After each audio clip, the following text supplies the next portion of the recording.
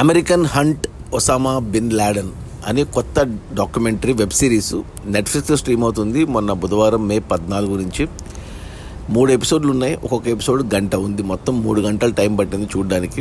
నాకు అంటే ఈ ఒసామా బిన్ లాడెన్ పేరు వినని వాళ్ళు, ఆ పేరు వినంగానే మనకు గుర్తుకు వచ్చే ముఖము ఎవరు చాలామందికి తెలుసు. ఇది 2001 సెప్టెంబర్ 11న అగ్రరాజ్యం అమెరికాలో ట్విన్ టవర్స్ మీద ప్లేన్స్తో దాడి చేయడం అనేది అసలు అంతకుముందు ఎవరు విని ఎరగంది.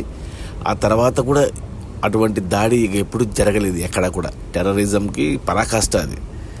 సో మనకు ఈ డాక్యుమెంటరీలో అంత రియల్ ఫుటేజ్, అంతే అప్పుడు ఆ రియల్గా వాళ్ళు ఉన్న మనుషులు, ఆ అమెరికన్ ప్రెసిడెంట్లు కానీ లేకపోతే సిఐఏ ఏజెంట్స్ కానీ మొత్తం అంతా ఇప్పుడు మాట్లాడిందంతా వాళ్ళు కళ్ళ కట్టినట్టు ప్రతిదీ రికార్డు చేశారు, ప్రతిదీ చూపించారు ఈ డాక్యుమెంటరీలో. స్టార్టింగ్లో మనకు ఈ అటాక్ జరగడం చూపిస్తారు, ఆ ట్విన్ టవర్స్ కూలిపోవడం మనం చాలాసార్లు చూసే ఉంటాం న్యూస్ ఛానల్స్లో. కానీ దీంట్లో డీటెయిల్డ్గా అంటే ఫస్ట్ ఫ్లైట్ ఎప్పుడు కొట్టింది, ఆ తర్వాత వాళ్ళు అమెరికాలో అప్పుడు తెల్లారింది కాబట్టి ఆ రోజు అక్కడ జనాలు ఇది పొరపాటున వచ్చి ఫ్లైట్ పడిందా, చిన్న ఫ్లైటా అని తర్జన పడుతున్న టైంలోనే ఇంకో అరగంటలో ఇంకో ఫ్లైట్ వచ్చి కొట్టడము. అప్పుడు వాళ్ళకి అర్థమైంది ఇది కావాలని చేస్తున్నారనేసి. మనకందరికీ ఆ రెండే గుర్తున్నాయి. కానీ అదే రోజు 4 ఫ్లైట్స్ కూలయ్యాయి. ఆ రోజు 4 ఫ్లైట్స్ హైజాక్ చేశారు వీళ్ళు. ఆ మూడోది వచ్చేసి పెంటగన్ అనేసి అమెరికన్ ఇంటెలిజెన్స్ ఆఫీస్ మీద, పెంటగన్ మీద పడింది ఒకటి. ఇంకొకటి 4వది కూడా పడాల్సింది ఏదైనా బిల్డింగ్ మీదనో సిటీ మీదనో. కానీ అందులోని ప్యాసింజర్స్ ఆ టెర్రరిస్టులతో పోరాడి దాన్ని ల్యాండ్ మీద ఎక్కడో అడవిలో కూలేటట్టు చేశారు వాళ్ళు. సో 4 కూలాయి. మనం 2 గుర్తుపెట్టుకున్నాం. ఇక ఆ తర్వాత వెంటనే అమెరికన్ ఇంటెలిజెన్స్ అప్పటికప్పుడు ఇక కనుక్కోవాలి ఎవరు చేశారు, ఎందుకు చేశారు అనేసి. అప్పుడు వాళ్ళకి అర్థమైంది ఏంటంటే అల్-ఖైదా ఒసామా బిన్ లాడెన్ చేశాడనేసి. సో అప్పుడు మనకు ఒసామా బిన్ లాడెన్ గురించి అసలు ఎందుకు చేశాడు అమెరికా మీద ఈ దాడి, అసలు ఒసామా బిన్ లాడెన్ ఎవరు అనేది మనకు చెప్పుకుంటూ వచ్చారనమాట. అంటే ఒసామా బిన్ లాడెన్ మనకు టెర్రరిస్ట్ అని తెలుసు, అంతేగాని అతను సౌదీ అరేబియాలో ఒక రిచ్ బిజినెస్ మ్యాన్ అనేసి. ఆ తర్వాత అప్పుడు ఆఫ్ఘనిస్తాన్కి రష్యాకి యుద్ధం నడుస్తుంటే అతను ఆఫ్ఘనిస్తాన్ తరపున నిలబడి గెరిల్లా వారు చేసి రష్యాని ఓడించాడు. ఆ యుద్ధంలో అమెరికా సపోర్ట్ కూడా చేసింది అప్పుడు ఆఫ్ఘనిస్తాన్కి అండ్ ఒసామా బిన్ లాడెన్కి. సో అప్పుడే మనం ఇప్పుడు వింటున్న తాలిబాన్ అనే పదము అప్పుడే ఉంది ఆఫ్ఘనిస్తాన్లో. వాళ్ళ గవర్నమెంట్ ఎస్టాబ్లిష్ అయింది. సో ఒసామా బిన్ లాడెన్ ఆఫ్ఘనిస్తాన్లో ఉన్నాడు అప్పుడు. ఆ తర్వాత అతను వెంటనే అమెరికా మీద యుద్ధం ప్రకటించాడు. ఎందుకు అంటే ఒసామా బిన్ లాడెన్ నమ్మింది అతను ముస్లిం కమ్యూనిటీ కాబట్టి. అతనిది షియా దాంట్లో 2 గ్రూపులు ఉన్నాయి, షియా అండ్ సున్నీ. అతను షిన్నీలకి ఇష్టపడ్డు షియా గ్రూపు. అతనికి చాలా స్ట్రిక్ట్ రూల్స్ ఉంటాయి అన్నమాట. సౌదీ అరేబియా నుంచి వచ్చాడు కాబట్టి. సో ప్రపంచమంతా అలాగే ఉండాలని కోరుకుంటాడు అతను. అతను ముస్లిం, అతను నమ్మిన సిద్ధాంతాలు అంటే ఆడవాళ్ళు పని చేయకూడదు, ఇలా చాలా ఉంటాయి కదా.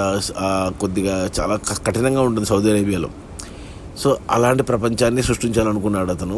ఆఫ్ఘనిస్తాన్లో తాలిబాన్లు చేసింది కూడా అదే అప్పుడు. కానీ అమెరికా కంప్లీట్ ఆపోజిట్ దానికి. Western country and freedom, democracy, స్వేచ్ఛ ఇవన్నీ. సో అమెరికాని దెబ్బ కొడితే ప్రపంచమంతా మారుతుందని నమ్మాడు బిన్ లాడెన్. అందుకే ఈ అటాక్ చేయడానికి ముందే ఒక 8 ఏళ్ళుగా అమెరికన్ ఎంబసీలు ప్రపంచ దేశాల్లో ఉన్న అంటే ముస్లిం కంట్రీస్లో ఉన్న ఎంబసీలను టార్గెట్ చేసి చాలామంది అమెరికన్స్ చంపాడు అప్పటికే అతను. ఇక ఈ అటాక్ చేశాక ఇక అమెరికా అప్పుడు బుష్ మనకి ప్రెసిడెంట్, అప్పుడు బుష్ టవర్స్ కూల్చున్నప్పుడు బుష్ ఎక్కడున్నాడు, ఏం చేస్తూ ఇవన్నీ మొత్తం వీడియోలో చూపించారు అంతా. అసలు ఒక సినిమా చూస్తున్నట్టే అనిపించింది నాకు. రియల్ ఇన్సిడెంట్స్ అసలు చాలా ఇంట్రెస్టింగ్గా చూపించారు. ఇక ఇప్పుడు వెంటనే ఆఫ్ఘనిస్తాన్కి మీద అటాక్ చేయాలి అమెరికా. అటాక్ చేసి బిన్ లాడెన్ని పట్టుకోవాలి. అదే ఇక వేరే మార్గం లేదు అమెరికా దగ్గర.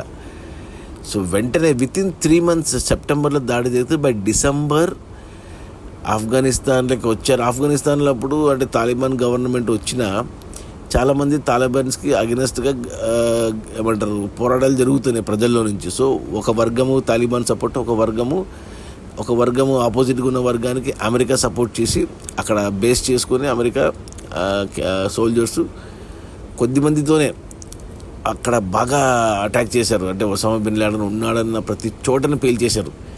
పేల్చి కాబూల్ని కూడా తీసుకుని అక్కడ తాలిబాన్ గవర్నమెంట్ని మార్చేసి వాళ్ళ అనుకూలమైన గవర్నమెంట్ని పెట్టుకుని ఆఫ్ఘనిస్తాన్లో బేస్ చేసుకునింది అమెరికా. అసలు డిసెంబర్లోనే 3 నెలల్లోనే దొరికి చిక్కి తప్పించుకున్నాడు ఒసామా బిన్ లాడెన్. అక్కడ మిస్టేక్ జరిగింది అమెరికా సైడ్ నుంచి. ఇంకా ఆ తర్వాత అతడు 10 ఏళ్ల వరకు అమెరికాకు దొరకలేదు. 2001లో దాడి జరిగితే 2011లో అతను చంపేంత వరకు అమెరికా 10 ఏళ్ల పాటు ఈ ఆపరేషన్ జరిగింది ఈ ఒసామా బిన్ లాడెన్ వెతకడానికి. $25 మిలియన్ ప్రైజ్ మనీ పెట్టినా కానీ ఆ తర్వాత అతను ఎక్కడికి వెళ్ళాడు, ఎక్కడ తలదాచుకున్నాడు అని అవన్నీ చూపించారు మనకు, మొత్తం వీడియో రికార్డింగ్సే. ఈ ఫస్ట్ ఎపిసోడ్లో ఇది జరిగింది. ఇక సెకండ్ ఎపిసోడ్లో అమెరికా అతన్ని పట్టుకోవడానికి ఒక జోర్డాన్ నుంచి ఒక ఇలాంటి సానుభూతి అల్ఖైదా సానుభూతిని వాళ్ళ కోవర్టుగా మార్చుకొని అతన్ని అల్ఖైదా గ్రూప్లోకి పంపి ఇక దొరుకుతాడు ఒసామా బిన్ లాడెన్ అన్నప్పుడు ఆ కోవర్టు వాళ్ళకి రివర్స్లో వచ్చి పేల్ చేసుకుని అమెరికన్ సోల్జర్స్ని చంపి ఇలా చాలా జరిగిన ఇన్సిడెంట్స్. మనకి ఏం తెలియదు. మనకి తెలిసిందేంటి, సెప్టెంబర్ 11 టవర్ స్కూల్ చేశాడు ఒసామా బిన్ లాడెన్. 10 ఏళ్ల తర్వాత ఒసామా బిన్ లాడెన్ని అమెరికన్స్ పట్టుకొని చంపేశారు. ఈ రెండే తెలుసు మనకు. ఈ మధ్యన 10 ఏళ్ల పాటు ఏం జరిగింది అనేది డాక్యుమెంటరీలో కళ్ళ కట్టినట్టు చూపించారు. ఇక థర్డ్ ఎపిసోడ్కి వచ్చేసరికి మెయిన్ ఇంకా ఆపరేషన్ ఒసామా బిన్ లాడెన్. అప్పుడు గవర్నమెంట్ మారింది, బుష్ మారిపోయాడు. ఎవరు అప్పుడు ప్రెసిడెంట్ వచ్చేసి మనకు బరాక్ ఒబామా.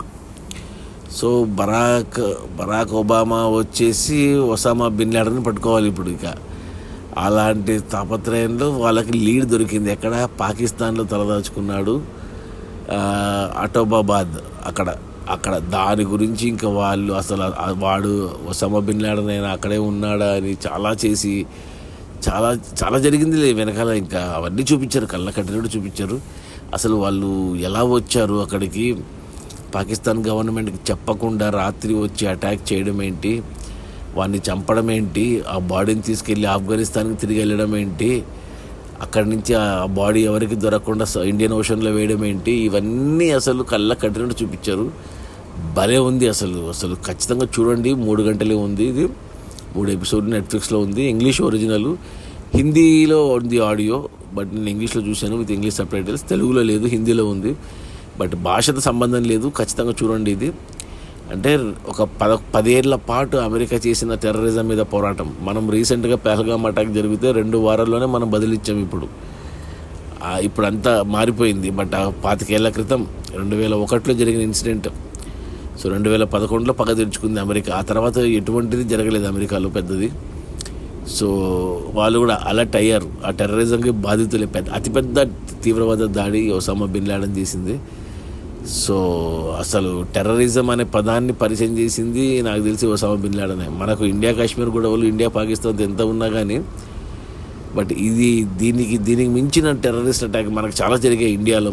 మనకి బాంబే అటాక్స్, లేకపోతే రీసెంట్గా పెహల్గాము, పుల్వామా దాడులు చాలా జరిగాయి. కానీ బట్ అమెరికాకి జరిగింది ఒకటి, ఇది అతిపెద్దది. వాడిని పట్టుకోనికి 10 ఏళ్ళు శ్రమించింది అమెరికా. బట్ అమెరికాని మాత్రం పెద్ద దెబ్బ తీశాడు ఈ ఒసామా బిన్ లాడెన్. సో నెట్ఫ్లిక్స్లో ఉంది డాక్యుమెంటరీ, 3 గంటలు సినిమా మాదిరి ఉంటుంది. సో ఖచ్చితంగా చూసేయండి, చాలా ఇంట్రెస్టింగ్గా ఉంది, చాలా బాగా. అంత ఒరిజినల్ ఫుటేజే, ఏది మనకు సినిమాటిక్ కాదు, అంత ఒరిజినల్ ఫుటేజే. ఓకే, నా రేటింగ్ వచ్చి 3 out of 5. So don't miss, watch American Hunt Osama bin Laden on Netflix. Okay, bye.